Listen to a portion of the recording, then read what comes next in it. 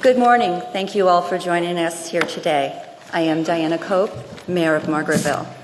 I'd like to welcome Governor Cuomo and also acknowledge a few special guests who have joined us today. James Eisel, Chairman of the Delaware County Board of Supervisors. Marjorie Miller, Supervisor of the Town of Middletown. Todd Pasquarella, Mayor of the Village of Fleischmans. Tony Albanese, Superintendent of Margaretville Central School. Linda Taylor, Margaretville School Building Principal. James Seward, Senator SD 51. Carol O'Byrne, our co-chair. Glenn Faulkner, our co-chair. Tom Mills, Delaware County Sheriff. Jamie Rubin, Director of the New York Rising Community Reconstruction Program.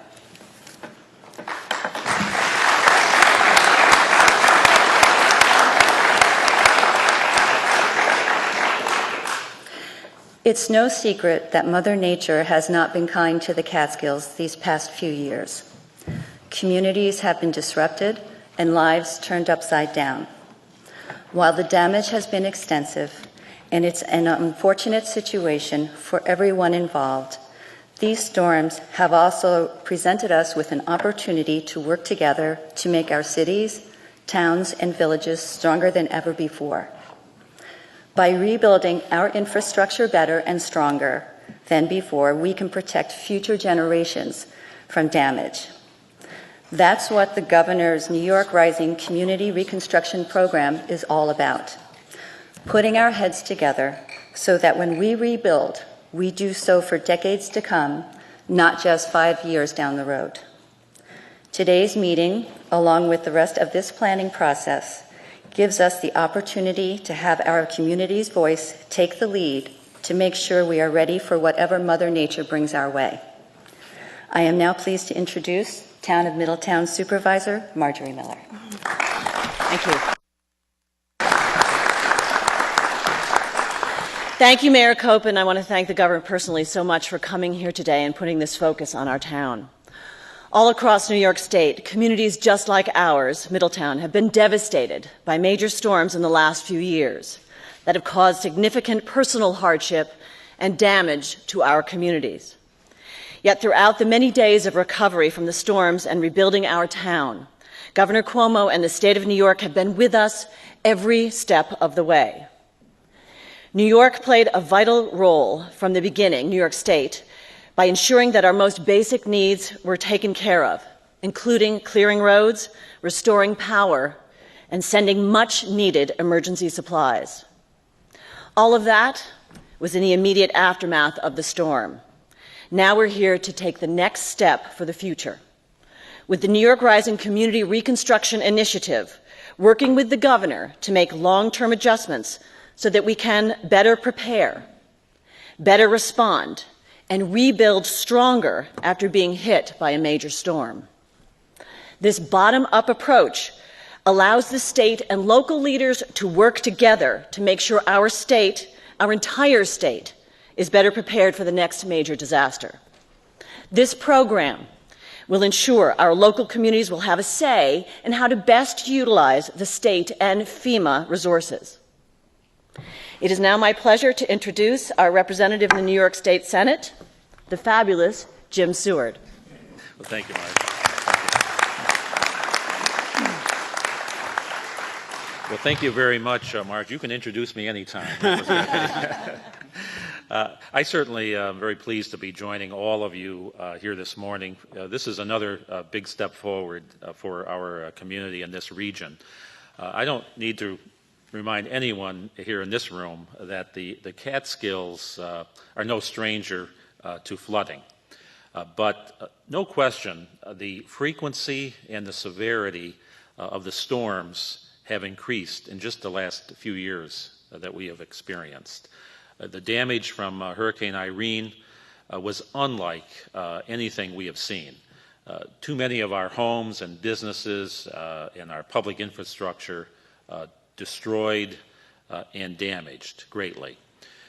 Because of the what I'd call the resiliency and the spirit of the people of the Catskills, I can say that we have weathered these challenges well, and to the best of our abilities, but we still have a lot of work to do in order to fully recover and to better prepare for whatever might come next. Instead of building back what was lost or damaged, we can build back with the next major storm in mind, and unfortunately that next major storm will come. And we can build back better than ever. And what better way to do that than employing the knowledge, the expertise, and the connections of friends and neighbors right here in the community. That's an opportunity that we have through this program, the New York Rising Communities Program, to come together, to design a new community using input from those that know the community best. Governor Cuomo's New York Rising Communities Program is truly innovative in this respect. It puts state resources at our disposal and empowers us at the community level to work cooperatively from the ground up. And I want to say on behalf of all of those I'm privileged to represent in this region, thank you to all of you who are involved in this process. And I also want to say that I'm grateful to have such a committed partner in Albany in Governor Cuomo. Now, we don't always agree on every single issue, but when it comes to a natural disaster, like we have suffered in this community and others throughout my district, the governor has been there for us, both literally and figuratively. And he has sent his top people here on many occasions. And he has lobbied for and received resources, financial resources, to help us on the way back. And for that, Governor, we're very, very grateful for your steadfast leadership.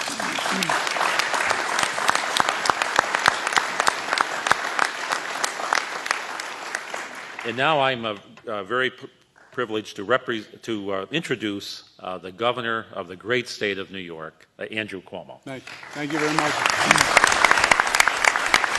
Thank you. Thank you. Well, good morning to all of you. First, to Mayor Cope and Supervisor Miller, I want to thank them for their hospitality and for their leadership. These are tough times to be in government. We have major issues, major problems, a lot of stressors right now. So that they accept the responsibility and they do as well as they've done. We really owe them a round of applause. Let's give the mayor and the supervisor a round of applause.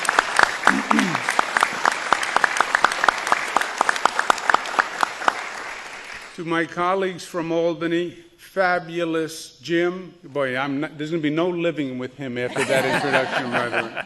You're fabulous, too. Thank you. Fabulous team will be. To Senator Seward and Assemblyman Pete Lopez, it's my pleasure to be with them again. And as the Senator suggested, the government in Albany has been working a lot better than it's worked in the past. For a lot of years we saw dysfunction out of the state government. It didn't get anything done. It didn't get a budget done. It's total gridlock.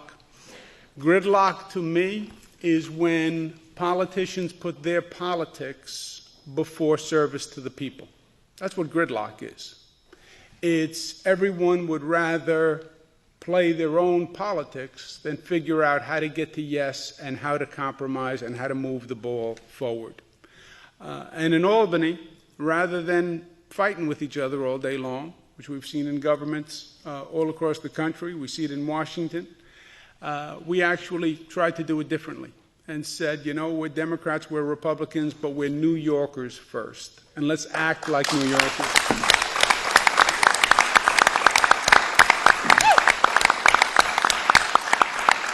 So we've been getting a lot of good stuff done, and I credit fabulous Jim and amazing Pete with their progress.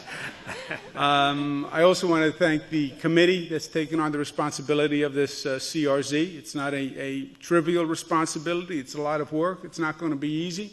Making decisions never is. You say yes, you wind up saying no to someone else. So I thank them for their service.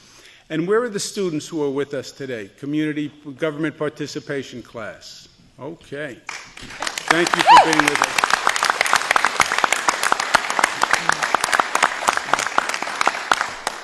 I also want to thank Jamie Rubin, who's with us, who is actually running this program, and he's doing an extraordinary job. Let's give him a round of applause, Jamie Rubin.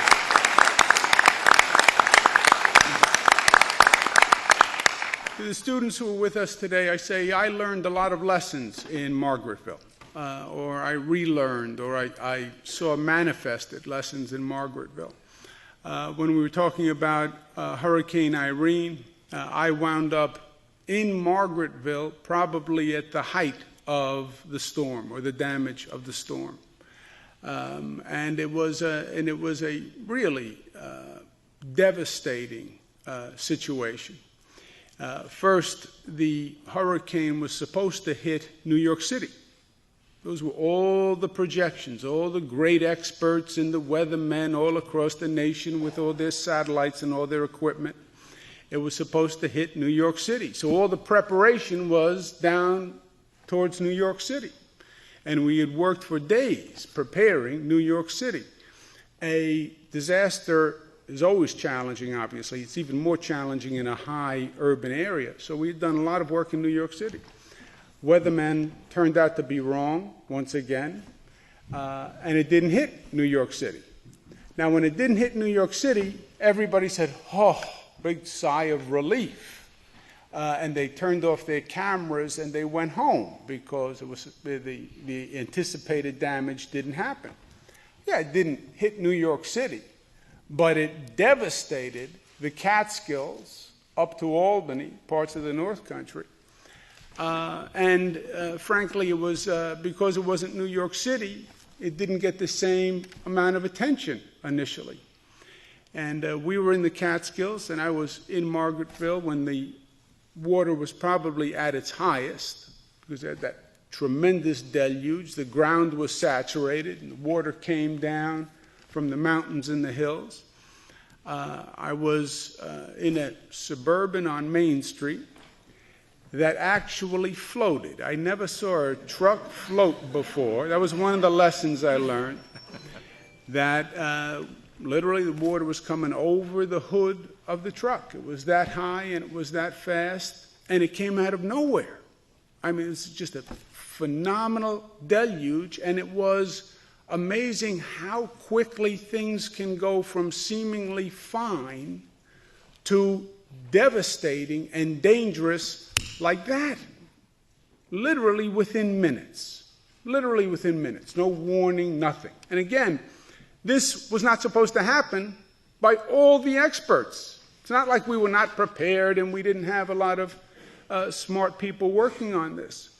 So the level of devastation, how powerful water can be, how helpless and powerless you can be in the face of Mother Nature. Governor of the state of New York, National Guard, all this equipment, meaningless. Mother Nature laughs. And the power of the water, seemingly when it's small, beautiful, bucolic streams and creeks, reared up to be ferocious forces of nature. Grocery store, washed away, cut in half, Main Street. I mean, it was amazing, the devastation.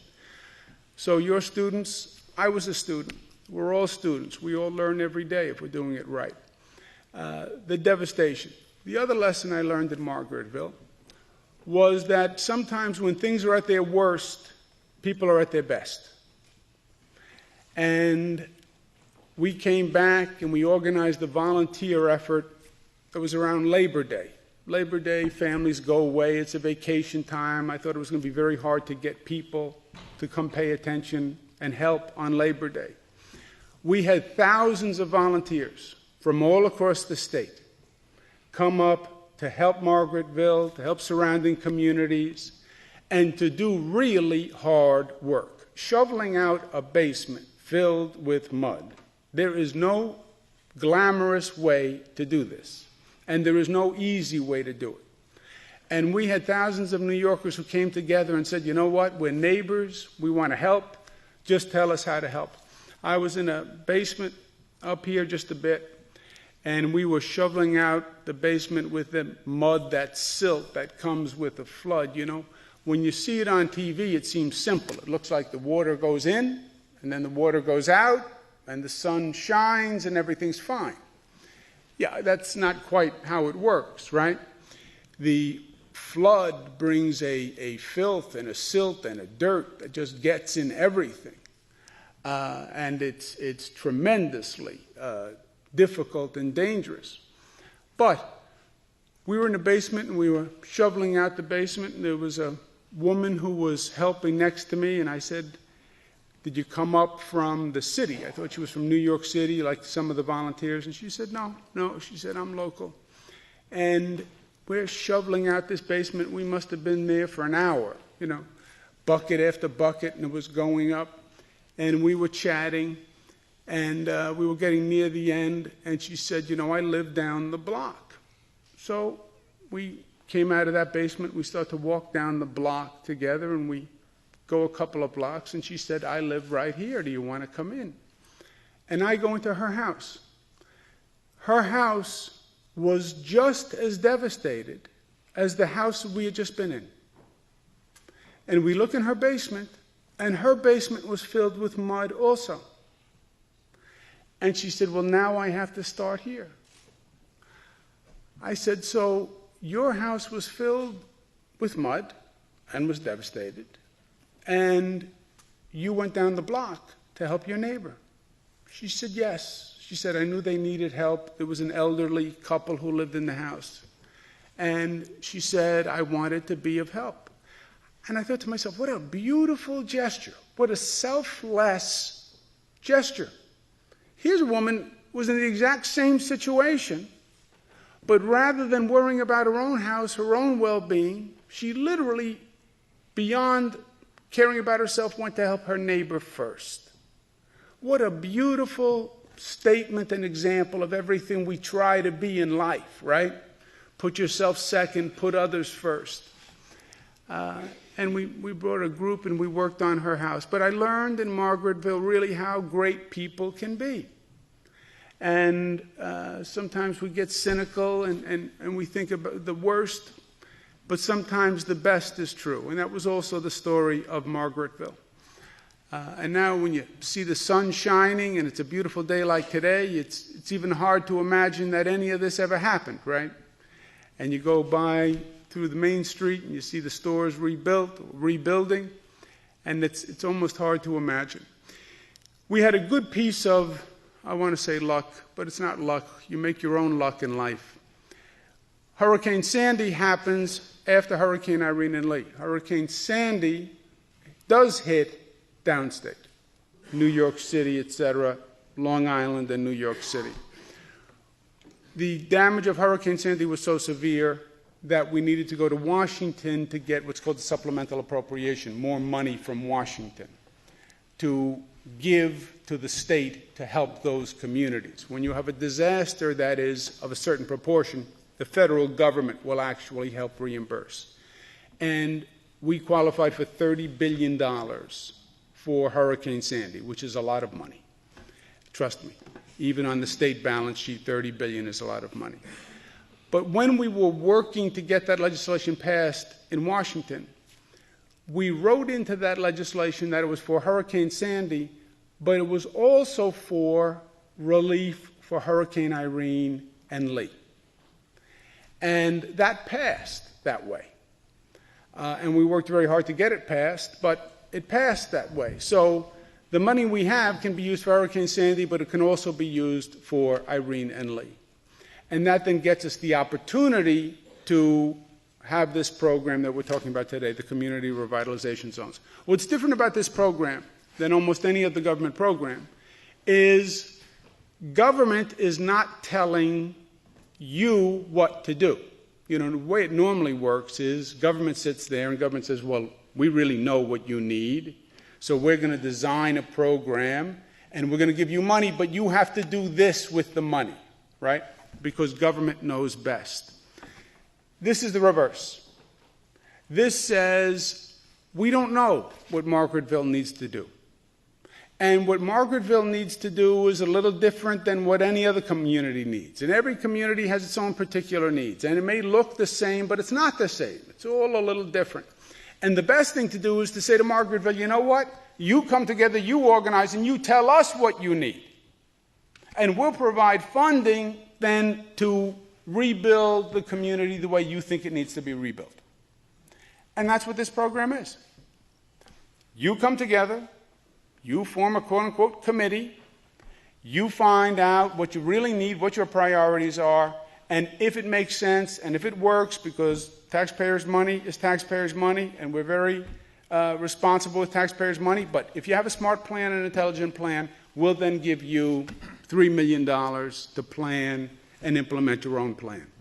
It is a situation like this, I think it's a much better way to go about business than having us in Albany tell you what to do. You tell us actually what you need. What is the goal of the program? The goal of the program is to prepare Margaretville for the future. Look, we can say, well, this storm happened, but it was once in 100 years, and it's never going to happen again. So don't worry about it, because it was a fluke, it was a freak, and it will never happen. I've been governor for about 3 years. I have been through 5 floods that were 100-year floods in 3 years. That's all they tell me. Oh, don't worry, it'll never happen again. And then next week it happens again. There is a change in the weather pattern. That is not a political statement, that is a fact. There is a change in the weather pattern where you have more extreme weather. Why? What caused it? It's a different argument. But the fact is you have extreme weather. I don't believe this was the last time this was going to happen. I would love to be able to say to you, don't worry, it'll never happen again. It would help me sleep better at night. It would help my kids sleep better at night. It would help you sleep better at night. I don't believe that's true. I believe it will happen again. So the challenge really is, how do we make sure that we learn from this experience and we make the improvements that we need to make, so when and if it happens again, we are in a better position to deal with it. And that's, my friends, not just a story for government and disaster relief. That's life, right? Things are going to happen in life. You're going to have hardships. You're going to be knocked on your rear end in life by one thing or another. And the question is, do you get up? And do you learn from it? And do you carry the lesson forward? And are you the better for it? And I think the silver lining on this storm is it brought the community together in a way the community would never come together without that hardship. And I believe we will be the better for it. And I believe we can physically be better prepared for it. And we can make the infrastructure stronger. And we can be smarter, so that when and if it happens again, we'll be in a better position to deal with it. I also believe, seize the moment. There have been something like 52 plans done on how Margaretville can improve itself. You know, plans are very nice. Let's do something. Let's do something, and these are actually the resources to make change and to make an improvement and to make it happen. And it's all up to you. It's all up to you. You come up with the right plan, you tell us what you need, and then God bless, we'll help you do it. And that's why we're here today. Thank you for having us.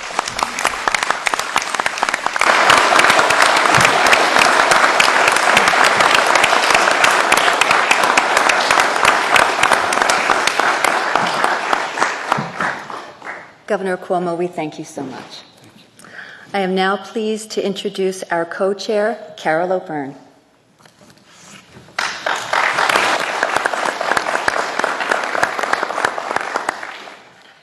I am honored to be here today among so many friends, neighbors, and colleagues. I am also so excited to be participating in this important program, which acknowledges our reality that flooding will occur again, and that we must take steps that will help us not only be prepared, but make changes that will get us through the worst so we can weather things at our best. What is so important in this effort is that it is locally oriented. It utilizes an understanding of Margaretville that only can come from people who live and work here. And that's important if we do this right. We'll be redesigning our area in a way that will last for generations, a place that our children and grandchildren will be able to call home. I'm genuinely appreciative of the tremendous support from the governor, who has shown so much interest and commitment to our community. As he just mentioned, from the day he traveled along Main Street as floodwaters began to rise, he has been with us every step of the way.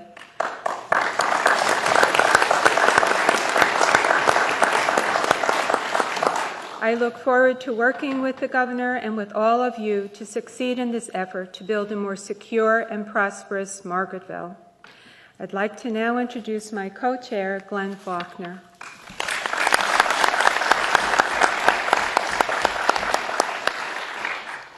Thank you, Carol, and Governor, thank you for your continued support of Margaretville. It is a pleasure to be here today, and I am truly excited to be working with all of you on this important task. I don't have to tell you that we cannot rely on calm seasons any longer. Instead, we must take steps that the governor mentioned earlier, building back better, stronger, smarter, so that when the next storm comes, we are better prepared. The best way to do that is to utilize the knowledge and experience that is unique to the members of this community. These councils will have their voices from every part of the community, from businesses to labor. Together across all sectors, we will be developing and implementing strategies from the ground up that will shape our community for years to come. By coming together as one, we are truly a community that is on the rise. So without further delays, let's get down to business of building a stronger and smarter Margaretville. Thank you.